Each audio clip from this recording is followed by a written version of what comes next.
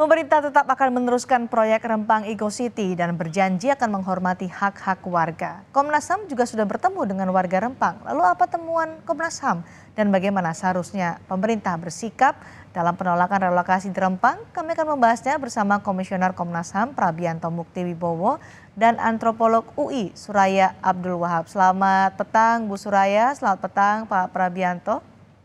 Selamat petang, Mbak Selamat Cindy. petang. Baik, Pak Prabianto, apa saja temuan dari Komnas HAM terkait dengan penolakan warga adat di Pulau Rempang soal proyek strategis nasional Rempang Eco City ini? Baik, sebagaimana kita ketahui kemarin tanggal 16 hari Sabtu yang lalu, tim dari Komnas HAM telah hadir di tengah-tengah warga, khususnya di warga Kampung Sembulang. Kampung Sembulang ini merupakan kawasan di mana terletak 3 kampung Melayu tempatan yang akan menjadi titik prioritas relokasi pertama. Karena di situ akan dibangun sebuah industri pengolahan pasir kuarsa untuk solar cell. Dan ini yang menjadi pokok masalah karena warga diberikan tenggat waktu pada tanggal 28 September ini mereka harus pindah dari lokasi yang telah ditempati oleh mereka secara turun-temurun. Dari Komnas bahkan ratusan tahun. Kami hal ini terkonfirmasi, artinya keberadaan berpuluh-puluh tahun dari situs-situs atau artefak tradisional yang ada di lapangan, seperti kayak makam-makam kuno ya sejak zaman pendudukan Jepang, kemudian juga ada artefak kebudayaan Melayu kuno yang ada di lokasi yang kami kunjungi. Dan temuan kami, semua penduduk, semua warga di 3 kampung Sembulang ini menyatakan penolakannya terhadap rencana relokasi yang akan dilakukan oleh pemerintah, dalam hal ini BP Batam. Oke. Jadi bagaimana sebenarnya sikap warga soal proyek Rempang Eco City ini? Mereka sama sekali menolak untuk direlokasi atau apa yang ditemukan oleh Komnas HAM?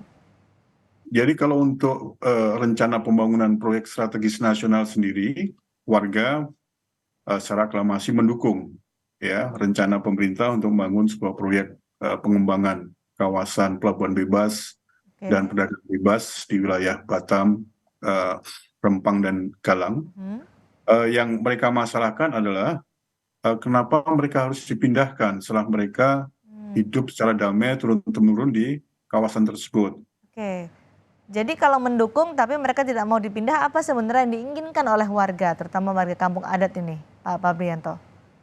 Ya, jadi intinya memang dari sisi pendekatan memang ada sedikit kekurangan yang dilakukan oleh BP Batam, karena terkonfirmasi dari pengakuan BP Batam sendiri dan pihak Polresta Galang Rempang bahwa sosialisasi yang mereka lakukan sangat minimal, baru dilakukan 2 kali dalam jangka yang pendek. Dan setelah kami tanyakan, sosialisasi yang diklaim oleh BP Batam dilaksanakan di Kota Batam dihadiri lebih dari 500 orang, ternyata tidak ada satu warga pun, ya, warga lokal yang hadir pada saat itu.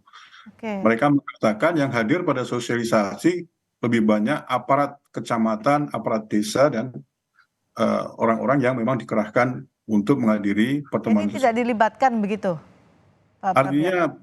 Artinya sosialisasinya sangat minimal sekali, ya, karena baru dilakukan pada pertengahan Agustus. Ya, dan itu pun baru dilakukan 2 kali dan tidak ada satupun warga setempat yang ikut hadir. Ini masalahnya. Baik, tapi kemudian tiba-tiba didatangi untuk diminta untuk direlokasi begitu ya, itu yang menjadi diminta relokasi. Dan juga ada kami temukan dan pengakuan dari warga dengan dibentuknya tim Satgas Terpadu ya oleh BP Batam yang unsur-unsurnya adalah TNI, Polri, dan Satpol PP serta BP Batam sendiri, bahwa setiap saat warga ini didatangi door to door, kemudian diminta untuk segera menandatangani pernyataan persetujuan untuk direlokasi. Nah, cara-cara ini kan bentuknya lebih ke arah intimidatif. ada tekanan atau ancaman apa pada saat diminta untuk menandatangani surat pernyataan itu? Dijelaskan juga tidak oleh masyarakat pada Komnas HAM? Terakhir yang Oke, kami dengar baik. Pak Prabianto, sepertinya sinyal Bapak masih kurang informasi jelas. dari Nanti akan warga saya bahwa ulangi kembali pertanyaan tadi, nanti dijelaskan oleh Pak Prabianto. Tapi saya ingin ke Bu Suraya terlebih dahulu.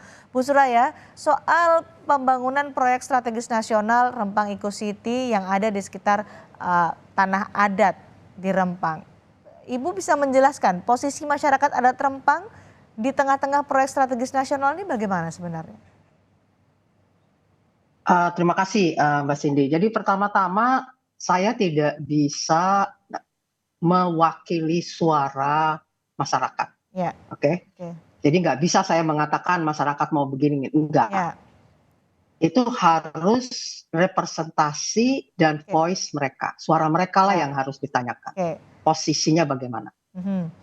Tapi soal bagaimana masyarakat adat di tengah proyek, apa yang harus didulukan sebenarnya untuk dalam ini kan ada dua kepentingan. Masyarakat ingin mereka ada di sana, sementara proyek ini harus jalan. Apa yang harus dengan bijak untuk bisa diambil oleh pemerintah untuk bisa menjalankan proyek ini? Pertama, ini kalau dari sisi ada dua kepentingan, ya. Ada satu kepentingan, ada satu kepentingan masyarakat. Maka ini ada dua pihak yang berkonflik. Nah, pertama syaratnya pemerintah harus mengakui bahwa mereka adalah pihak yang berkonflik. Nah, untuk itu maka mereka harus mencari orang atau kelompok yang bisa menjadi mediator.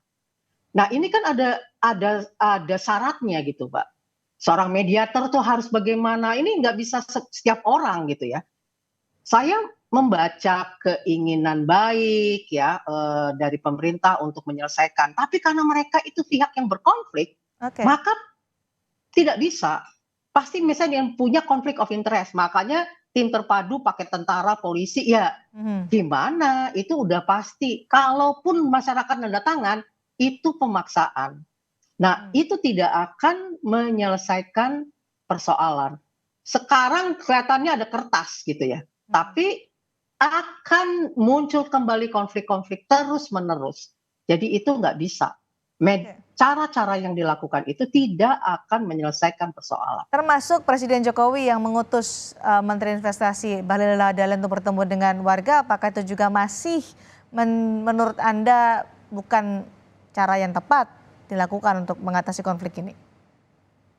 Jadi itu hanya menjelaskan bahwa beliau ingin melakukan negosiasi. Tapi karena pemerintah ini pihak yang berkonflik, tidak tepat beliau sebagai negosiator. Karena itu harus ada kelompok lain yang sifatnya memediasi kepentingan pemerintah apa, kepentingan masyarakat apa. Ada satu proses yang dimediasi. Ini ada cara, Mbak. Nah, yang dilakukan itu tidak akan membuahkan hasil. Kalaupun ada pemaksaan apa aja ya, ada kan ada usaha bilang, wah udah nih ada sebagian masyarakat bersepakat, itu akan lewat satu proses yang tidak sustainable karena tidak ada yang namanya mekanisme mediasi. Nah, harus dilakukan oleh seorang mediator yang handal. Yang handal itu dari pihak mana menurut Anda, Bu Suraya? Nah, jadi gini, ada banyak sebenarnya kelompok yang biasa melakukan mediator. Ada, Mbak, kelompok itu.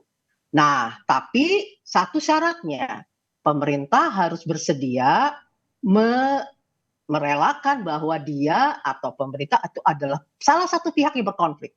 Nah, pertama, tidak boleh memaksakan 28 harus selesai, harus gini, itu nggak bisa. Baik, lembaga atau pihak mana yang paling tepat untuk menjadi negosiator dalam kasus ini? Sebenarnya baik di Jakarta ataupun di Riau sendiri ada kelompok-kelompok ini yang biasa memediasi konflik antara perusahaan. Kalau teman saya ya namanya CRU ya, Conflict Resolution Unit. Terus Oke. ada saya lupa di Riau Berarti ada lembaga juga independen begitu ya, Bu Suraya? lembaga independen, yes. Oke, lembaga independen yang harusnya bisa menjadi mediator atau negosiator. Nah, soal konflik ini kan kita berkonflik dengan masyarakat adat. Bagaimana sebenarnya menempatkan masyarakat adat dalam kasus seperti ini? Ketika ada proyek strategis nasional, menempatkan mereka di mana? Apakah didahulukan atau bisa hidup berdampingan seperti yang diinginkan tadi, mendukung tapi tidak mau direlokasi? Bagaimana sebenarnya Bu Suraya? Ya, setiap masyarakat adat itu punya cara dan aspirasi ya. Mhm. Nah, jadi yang harus diperjelas adalah aspirasi apa mereka itu. Nah, dari teman-teman Komnas mengatakan mereka nggak mau dipindahin. Nah, itu aspirasi mereka. Tapi Oke. kan itu aspirasi itu harus diperjelas, persisnya tuh bagaimana. Hmm. Dan harus dilakukan dengan orang di masyarakat yang representasi mereka. Maka mediator sebelum melakukan mediasi itu harus menyiapkan pihak-pihak, siapa dari pihak masyarakat yang dianggap representasi suara mereka. Oke. Tidak bisa diasumsikan camat atau kepala desa, nggak bisa begitu. Itu harus ada proses di dalam masyarakat, siapa yang dianggap mereka sebagai representasi. Nah, baru setelah itu diadakan satu proses mediasi, dialog, dan kalau mereka tidak mau dipindahkan, sementara ada ini, nah berarti kan take and give-nya bagaimana? Oke. Yang susah adalah mereka kan merasa punya identitas yang sudah lama. Biasanya masyarakat adat itu sangat attach dengan wilayah dia tinggal. Sehingga tidak mudah untuk misalnya membujuk mereka pindah kepada satu tempat lain gitu ya. Nah, ini yang harus didalami. Biasanya masyarakat adat itu yang membuat mereka itu tidak bisa begitu saja diminta pindah. Baik, Pak Prabianto, kepada Komnas HAM apa yang diinginkan oleh warga? Mereka mendukung tapi tidak mau direlokasi. Apa persisnya keinginan dari warga adat? Baik, Mbak Cindy. Sebelum saya jawab itu, saya sangat mendukung sekali apa yang disampaikan oleh Ibu Suraya tadi ya. Artinya karena yang berkonflik ya dua belah pihak dalam hal ini pemerintah dan warga memang diperlukan mediasi.